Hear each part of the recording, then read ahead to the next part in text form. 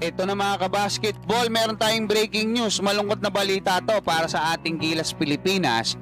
Kasi nga nagpositibo umano etong ating naturalized player na si Justin Brownlee dito nga sa ipinagbabawal na paggamit ng marijuana. Diyan nga sa kakatapos lang na Asian Games.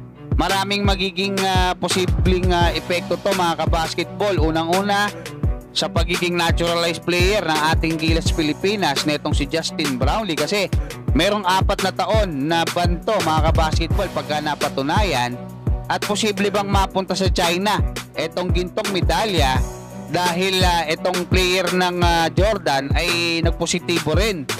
Tapos mga kabasketball, maapektuhan ba niyan yung paglalaro ni Justin Brownlee para sa Barangay Ginebra? Pag-usapan natin yan, pero bago yan, hihingi lang ako ng isang like bilang pagsuporta.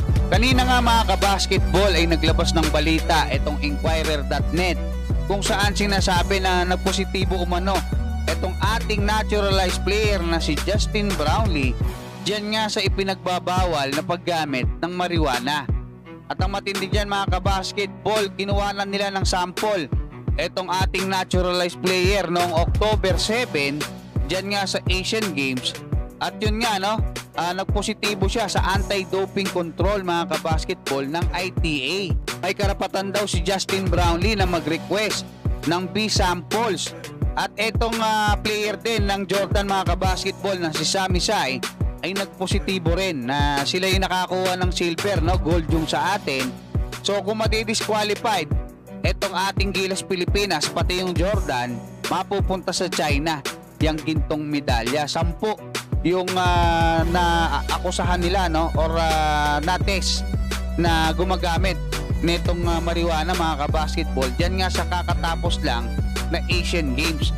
Kumuha ako ng mga impormasyon mga kabasketball kasi nga ito palang paggamit ng marijuana ay ipinagbabawal talaga at pwedeng maban ng 4 na taon yung mga players na gagamit niyan.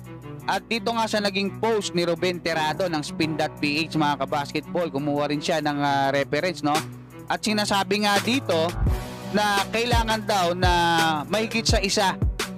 Pagka merong mahigit sa isa na player sa isang team na gumagamit ng marijuana, ay pwede silang kumbaga ma-disqualified o yung pagkapanalo nila ay mawala.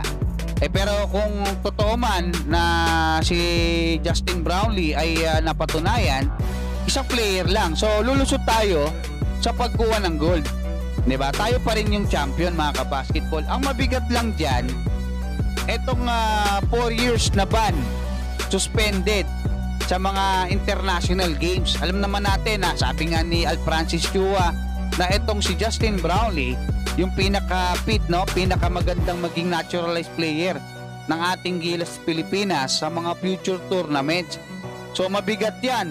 Doon naman sa tanong kung makakapaglaro pa ba itong si Justin Brownlee dyan sa Ginebra, palagay ko naman oo mga kabasketball, kasi hindi naman sakop siguro yung PBA. Depende sa kanila kung titigasan nila yan, hindi nila i-accept yung naging resulta ng test dito nga kay Justin Brownlee.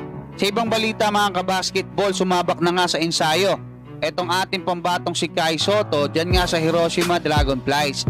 Matatandaan na nasa injury list etong ating pambatong si Kai Sotto matapos nga siyang ma-diagnose doon nga sa kanyang iniinda sa likod.